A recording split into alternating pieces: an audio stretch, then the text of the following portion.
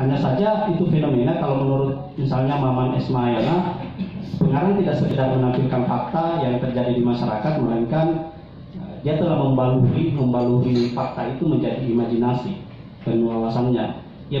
Ia lalu mengungkapkan kembali dengan bahasa dan sebagai medianya. Jadi teks itu sebenarnya hasil rekayasa imajinatif, yaitu dunia yang tidak sama persis dengan kehidupan nyata, meskipun fondasinya benar-benar berasal dari realitas yang ada.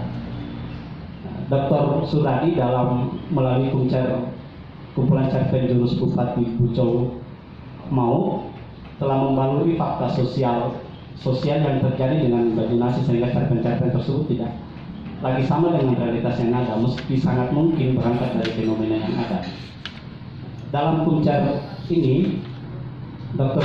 Suradi rasa-rasanya menuangkan keresahannya dalam melihat kebobrokan yang terjadi di negara ini. Hampir semua cerpen, kalau kita baca ini, hampir semua cerpen itu mengungkap kebobrokan. Makanya saya menulis di catatan ini menilik kebobrokan dalam cerpen, dalam kuncer jurus Bupati Pucung Mau ini. Ada banyak misalnya kalau kita baca di cerpen pertama skandal yang senyap, bagaimana seorang raja yang sangat percaya terhadap tukang pijit untuk memijit istrinya, lalu terjadilah skandal itu. Misalnya kita bisa lihat di kutipan di halaman 7.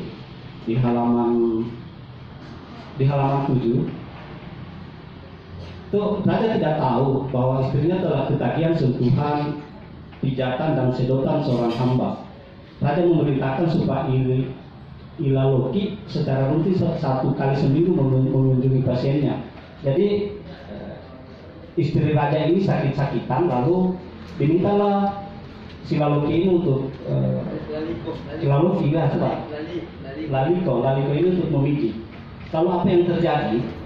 Karena dalam rumah tangga istrinya ini ada satu kebutuhan yang tidak bisa dipenuhi oleh suaminya, lalu skandal itu terjadi. Saya rasa peluang-peluang seperti itu di dalam masyarakat kita memang sangat banyak terjadi. Semakin intens antara laki-laki dan perempuan berinteraksi, maka sangat mungkin akan melahirkan hal-hal yang melampaui batas. Saya rasanya seperti itu. Ini di dalam cerpen ini diungkapkan seperti itu. Lalu akhirnya si istri itu mengandung dan raja tidak tahu siapa yang mengandung istrinya. Itu kan fenomena ini di masyarakat kita juga sebenarnya sangat banyak terjadi. Dan ini mencoba diungkap bahwa sastra bisa masuk ke situ untuk membuat penyadaran, untuk membuat pengetahuan baru kita agar itu lebih menghindari hal-hal seperti itu. Dalam cerpen si Pemanaji itu mewariskan cincin, misalnya bagaimana si mata jangkung tajam ini, si jangkung mata tajam itu tidak percaya dengan penegak hukum, dengan pejabat-pejabat, sehingga dia mengambil inisiatif sendiri. Saya rasa gambaran kebobrokan sistem pemerintahan kita juga tergambar di sini. Bagaimana publik saat ini juga kurang percaya dengan penegak hukum, dengan pejabat kita, sehingga banyak yang berinisiatif melakukan tindakan sendiri. Di sini digambarkan bagaimana seseorang yang geram terhadap korupsi itu memiliki cincin dan dia menembak setiap ada koruptor, dia tembak mati. Ini hanya saja ketika membaca ini kita akan teringat kalau misalnya pernah nonton film serinya Arlo, itu bagaimana seorang pahlawan kembali ke kotanya untuk memberantas kejahatan. Kira-kira di pemberi cincin itu, di cerpen ini juga itu kita temukan itu bisa dilihat di halaman 14.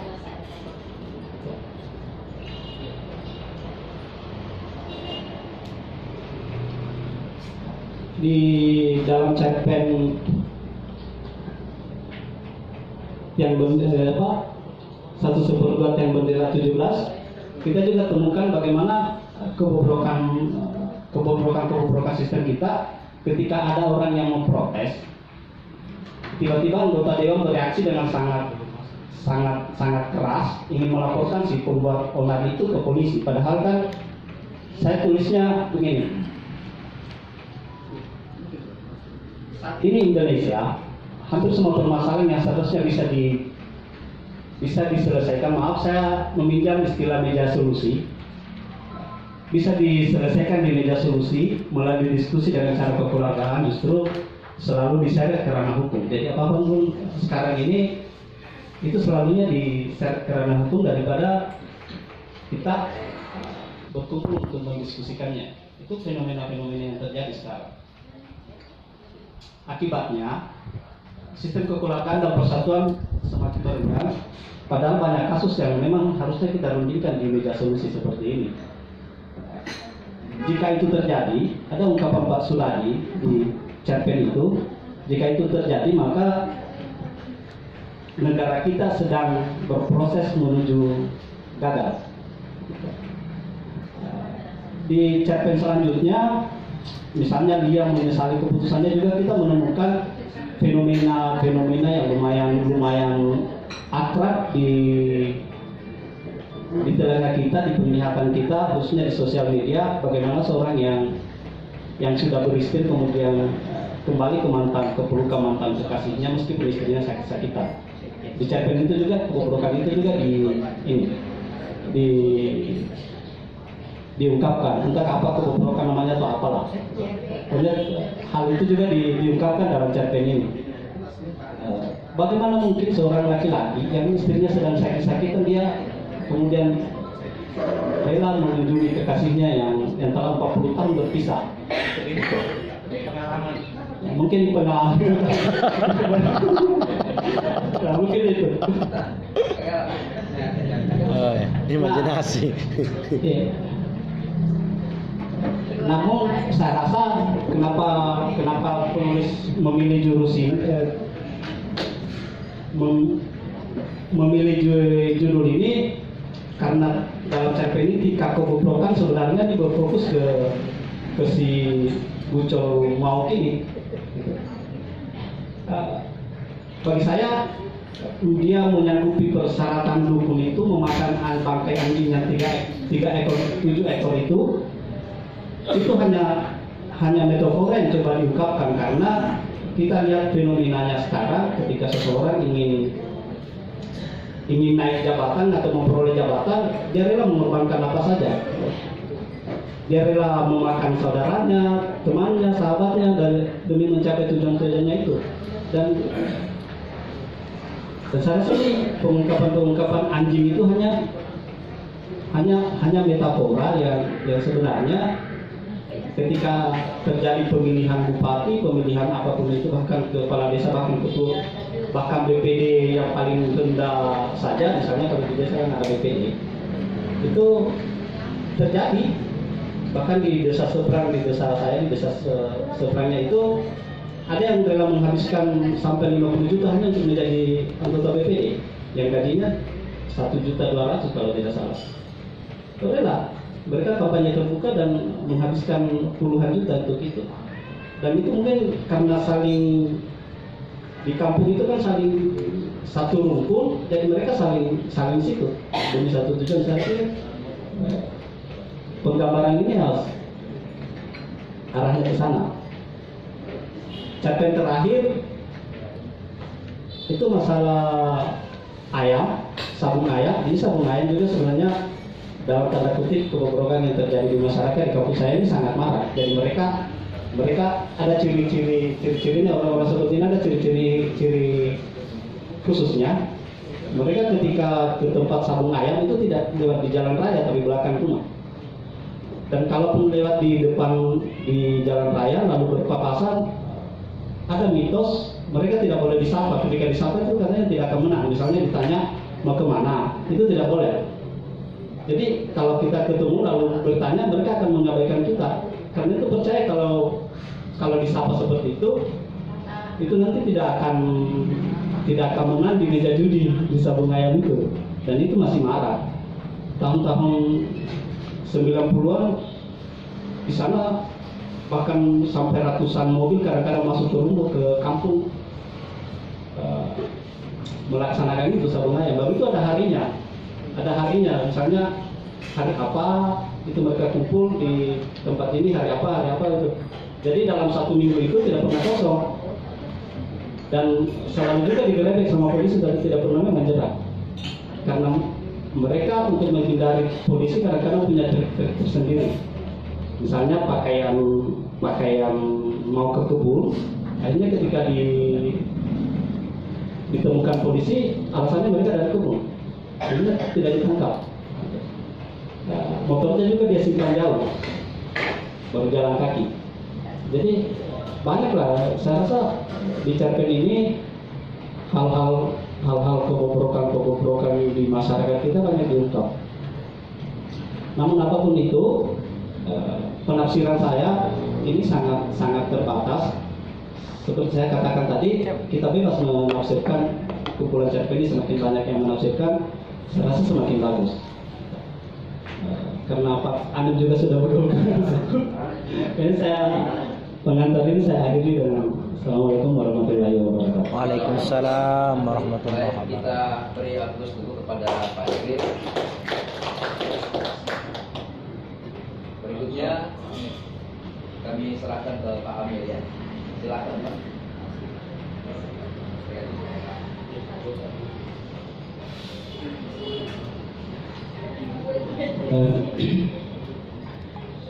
Bismillahirrahmanirrahim. Assalamualaikum warahmatullahi wabarakatuh. Saya kira yang pertama saya harus ucapkan adalah alhamdulillah, segala puji bagi Allah, oleh karena pada sore hari ini kita kembali berkumpul di rumah sahabat kita Pak Husni Imbas. Ya, seperti yang disebutkan tadi Pak Anwar Nasaruddin, penggawa dari Pesawit, kita sudah 4 kali kita berbincang bahwa tujuan kita salah satu di antara yang paling penting itu adalah kita bersilaturahim.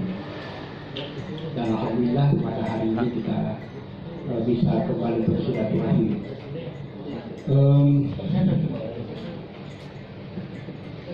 Kedua, sebelum saya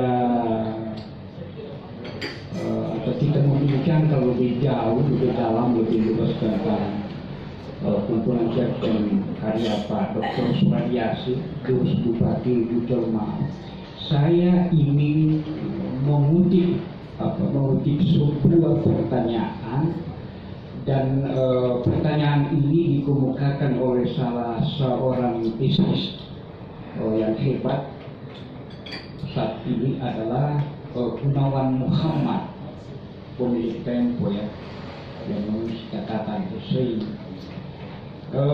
Gunawan Muhammad ketika dia menulis catatan pengantar di dalam sebuah kumpulan cerpen terbitan Kompas Gramedia, itu namanya kumpulan cerpen itu adalah Tengkorak Kepala.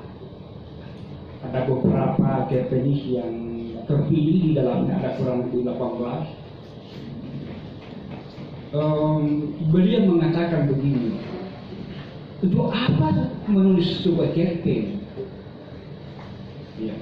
Gunawan mengatakan di dalam catatan pengantarnya itu dari 18 cerpenis di Indonesia ini, catatan awal itu dia menyampaikan sebuah pertanyaan itu, untuk apa kita menulis cerpen?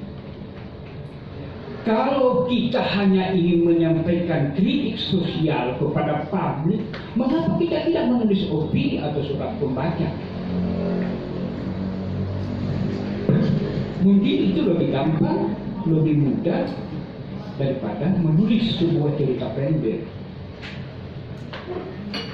Lalu kemudian yang kedua, kalau kita ingin menyampaikan sebuah dakwah di dalam tulisan cerpen itu, kisah itu, mengapa kita tidak memilih sebagai dai mubalik menurut Gunawan Muhammad? Ya. Lalu kemudian kalau kita hanya ingin mencari uang finansial, duit, mengharapkan honor yang tidak seberapa itu menurut Muhammad. Lebih baik kita memilih jalan lain, profesi lain yang bisa menghasilkan lebih banyak uang. Karena kalau kita menulis cerpennya sebuah harian itu rata-rata hanya paling tinggi 150.000. Ya, kalau Kompas sekarang 1 juta ya. Ya, tapi kalau di daerah kita paling tinggi 150. Kalau di daerah Jawa 300.000 ya, itu sudah umum. Lalu selanjutnya, Muhammad menyampaikan, kalau kita hanya ingin menjadi terkenal kemudian kita menulis cerpen, mengapa kita tidak menjadi artis? Ya itulah Gunawan Muhammad. Muhammad bukan Gunawan Muhammad, tapi Gunawan Muhammad. Nah, pertanyaan saya detik ini, Pak Dr. Suradi, untuk apa menulis cerpen? Untuk apa menulis cerpen? Apakah ada impian, ada cita-cita untuk menjadi abadi? Dan sekiranya ini harus dijawab, tetapi bukan saat ini untuk dijawab, Pak Dokter. Saya tidak berikan dulu kesempatan karena itu ada di tangan saya. Tetapi menurut saya apapun tulisan itu, jenis tulisan itu, kumpulan cerpen, puisi, novel, tulisan esai semua, bukan itu dia bersama satu sebenarnya. Bisa bermanfaat bagi publik orang lain. Kalau tidak seperti itu, untuk apa kita menulis? Apa kita menulis? Melahirkan sebanyak buku kumpulan cerpen, tapi tidak bermanfaat bagi banyak orang. Untuk apa? Atau hanya menjadi sebuah hiburan? Nah, pada sore hari ini, tabel mengajar dari saya itu bisa kita kembali merenung. Saya kembali membaca catatan pengantar M. Khairun Nabi. Ternyata ketika dia menulis, dia sudah salah sunat 2 rakaat untuk melahirkan satu karya. Lalu kemudian yang terakhir, tujuan akhirnya dia menulis bukan hanya kritik tetapi mencari keridhaan Allah Subhanahu wa Ta'ala. Menurut saya inilah puncak tujuan kita sebagai penulis, sebagai cerpen. Tapi pada semua berangkat untuk mendapatkan keridhaan. Karena satu kata, bukan satu kalimat, tapi satu kata itu akan diminta pertanggungjawaban. Bung Hakim itu sudah menyampaikan beberapa waktu yang lalu. Dan sekarang kita perlu merenung. Sekarang saya masuk hasil bacaan saya kepada karya Pak Dr. Suradi, Bupati Bucolmau. Ini ada 6 cerpen yang ada di dalam ini. Saya sudah baca sebelum saya terbitkan dulu. Tapi ternyata manusia itu punya kelemahan. Dan termasuk saya. Tidak terlalu hafal lagi ini Bucolmau. Saya baca lagi kemarin yang sebulan saya dari Pangkep. Walaupun saya keluar, saya baca lagi. Ternyata hanya sedikit yang mengenal. Tetapi paling tidak ada. Kalau saya membaca buku itu, pertama itu saya lihat temanya. Lalu kemudian baru saya periksa itu identitas sebuah karya itu. Karena itu sangat penting. Itu menurut saya. Karena kita bisa paham bahwa karya ini tulis tanggal berapa, tahun berapa, sehingga kita kritikus sastra itu bisa melacak, atau peneliti ya, tulisan itu bisa melacak. Ini sangat penting, tidak boleh disepelekan tanggal itu untuk penulisan cerpen dan puisi ya paling tidak. Ternyata Pak Dr. Suradi Yasin menulis cerpen ini, alam kumpulan cerpen ini, alam judul cerpen itu tahun 2018 dan 2011. Jadi 2011 dan 2018 melahirkan 6 cerpen yang disebutkan menjadi atau ditunggal jurus Bupati Bucolmau. Setelah itu saya mencoba melihat 6 kumpulan cerpen ini karya Pak Dr. Suradi itu, saya lihat temanya seperti apa. Ternyata ada tiga tema besar ya. Dari 6 kumpulan cerpen ini, dalam judul cerpen ada 3 tema sentral di situ. Yang pertama itu menurut saya adalah kritik sosial yang diwakili oleh 3 judul cerpen itu. Itu Bucor Jurus Bupati Bucor Mau, kemudian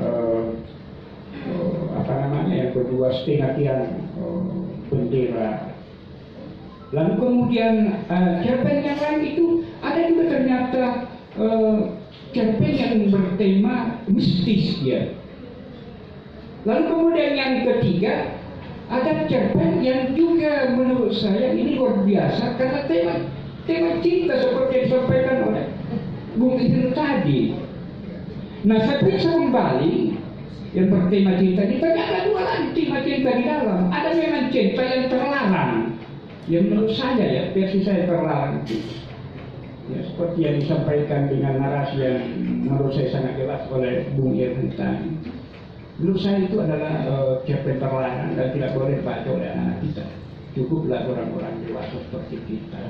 Tetapi yang hebat menurut saya, ada cerpen Pak Dr. Suradi itu adalah dia menyesali keputusannya. Menurut saya ini dan saya baca berulang kali. Sebab cerpen ini saya tidak pernah menanyakan kepada Dr. Suradi. Cerpen ini sama dengan novel dan cerpen yang pernah saya tulis. Iya. Jadi tokoh di dalamnya itu adalah Lia Margia. Saya menulis cerpen novel itu. Novel juga adalah Cinta Jalani Paguntaka itu namanya juga Lia, Pak Dokter. Itu sama. Nah, saya periksa lagi ada tokoh lain yang bernama Arman. Nah, ternyata tokoh Arman ini saya periksa ada di novel saya di dalam tokoh Samiri. Bokati ada. Bokati tidak ada, tapi saya sebut. Nah, saya kira ini menurut saya pikiran Pak Dr. Suradi dan pikiran saya, imajinasi saya, mungkin ada persamaan yang lebih banyak di situ, walaupun ada perbedaan Pak Dokter. Makanya Pak Dokter biasa pagi-pagi sudah ada di rumah untuk kita berdiskusi tentang sastra dan apa tema-tema yang lain. Itu satu ya, ada 2, ketiga. Lalu kemudian yang ketiga, saya periksa latar belakang dari sebuah 6 cerpen ini. Saya periksa tabir Pak Dokter.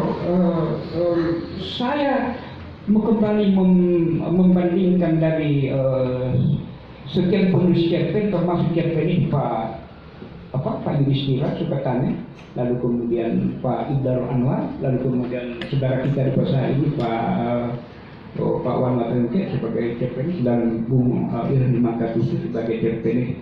Ada perbedaan yang menurut saya sistem pengelolaan di dalam latar itu dalam sebuah cerpen itu. Pak Dr. Pak Suradi menurut saya tidak bersemangat mengelola itu setting latar belakang setiap cerpen itu. Dan hampir saya temukan di dalam cerpen ini setiap latar belakang itu hanya sekedar ada nama. Tetapi seperti apa nama yang ada dalam setting dan latar belakang cerpen itu tidak dikelola dengan apik, dengan sangat maksimal.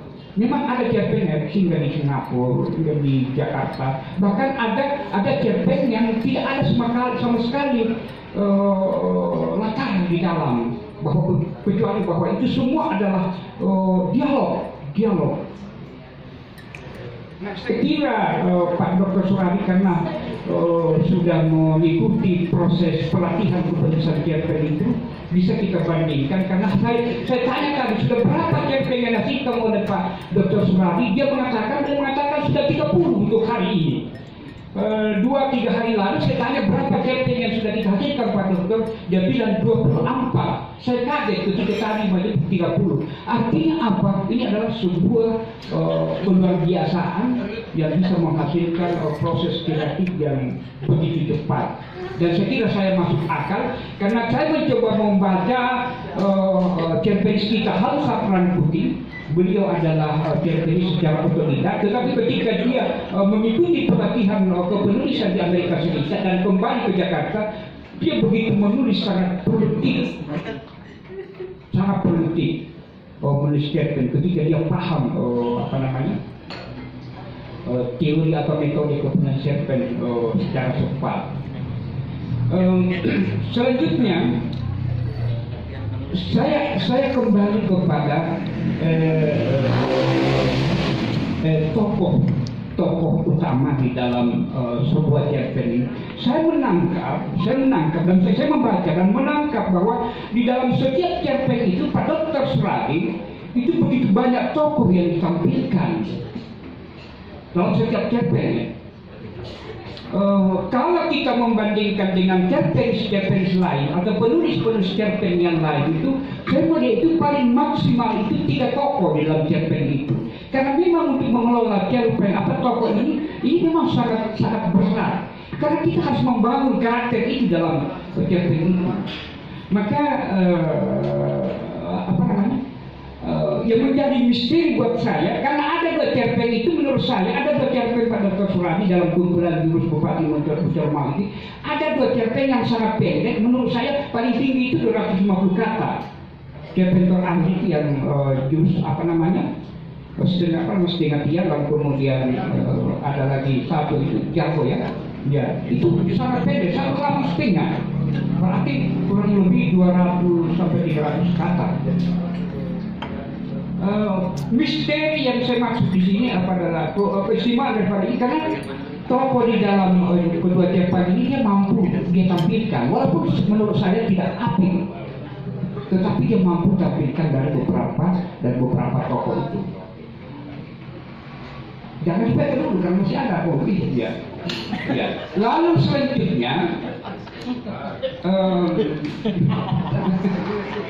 ada moderator ya. Presiden Bapak Iya. Oke, Om Yus, karena ini saya dipeto secara halus, saya bukan bicara apa-apa. Lalu kemudian yang terakhir tadi diskusi kita, saya geledah Pak Dr. Suradi dari 6 cerpen ini. Saya geledah, adakah diksi narasi yang menjadi puncak dari cerpen ini? Apa itu puncak? Itu adalah spiritual, religi, religiusitas. Saya bahkan ulang kembali dari narasi mulai dari cerpen pertama, saya tidak temukan. Padahal menurut kritik sastra Dr. Abrams, kritik sastra yang pokok pikirannya itu dijadikan referensi bagi dokter seluruh dunia itu, dia mengatakan bahwa karya sebuah sastra itu, puisi, novel, cerpen, esai sastra, dia selalu berkaitan, berhubungan dengan penulisnya. Pada Dr. Suradi, sepanjang apa yang paham, beliau adalah sangat taat. Bahkan salat 5 waktu itu dia selalu di masjid. Tapi ketika saya coba gali narasi atau kalimat yang ada dalam cerpen itu, saya tidak temukan. Nanti saya temukan ternyata, walaupun tidak sama-sama, walaupun sama-sama, nanti di buku cerpen jurus Bupati Pucol Mau ada amanah. Ya, walaupun ini tokoh utama Pucol atau Mau, di dalam alinea pertama pada Suradi itu tokoh menyebut dengan Mau. Ya, di pertengahan dalam cerpen ini dia menyebut Pucol. Lalu di akhir-akhir dia sangat gencar mengatakan Bupati. Ya. Jadi ada tiga dia dalam alur plot Pak Dr. Suradi dalam cerpen ini. Tapi menurut saya kira tidak apa-apa. Tapi kalau mau kita menjadi lebih bermakna itu, sebenarnya itu tidak boleh ya. Kalau aku saja, kalau Bupati Pucol ya Bupati Pucol saja. Kalau mau saja sampai dunia berakhir, artinya sampai kisah itu berakhir. Konsistensi itu disebut dengan konsistensi, saya kira. Nah, pengalaman saya tablet Pak Omis, saya pernah share di pedoman rakyat dengan tokoh yang berbeda di dalam kumpulan yang ada pada dalam cerpen itu. Ternyata redakturnya juga 2000. Saya periksa, salah ini masa di atas Salma tokoh utamanya, di bawah itu baru Bang Manjari. Untuk bukan hati. Iya. Tapi berbeda itu, berbeda tokoh utama di dalam cerpen itu. Dan kenapa bisa lolos? Nah, ini persoalan nama juga. Kalau menyebut nama Amir Jaya ya sudah, muat saja. Kalau juga salah di dalam itu kan jadi persoalan. Nah, yang jadi masalah ketika sudah menjadi buku. Nama itu berbeda-beda dalam tokoh cerpen itu. Ini hancur sudah.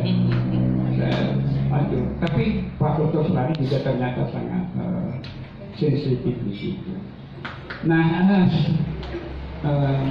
saya kira itulah catatan saya. Ini kan kita ini bukan kritikus, Bapak harus kritikus, ya bukan ada di atasnya. Jadi seharusnya dia di sini. Tapi ini kita hanya membincang saja.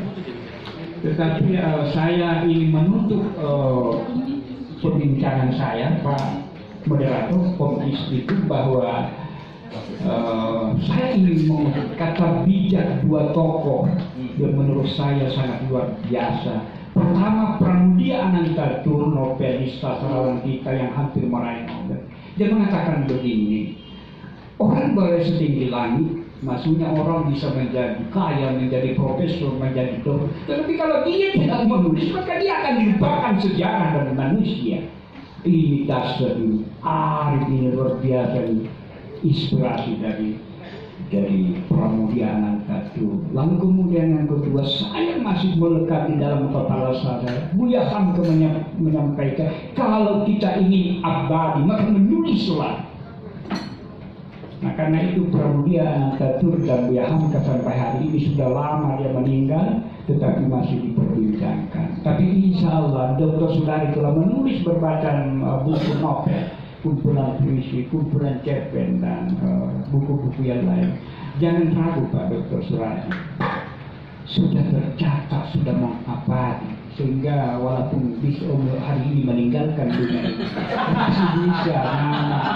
Tetapi jangan dulu, kita masih butuh bincang selanjutnya.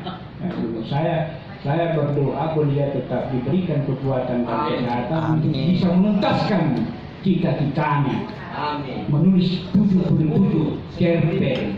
Saya kira kita harus aminkan, mudah-mudahan untuk menuntaskan 77 cerpen dalam waktu yang terdekat, Pak Dokter. Amin, amin ya. Amin. Saya kira lebih dan kurangnya mohon dimaafkan. Assalamualaikum warahmatullahi wabarakatuh.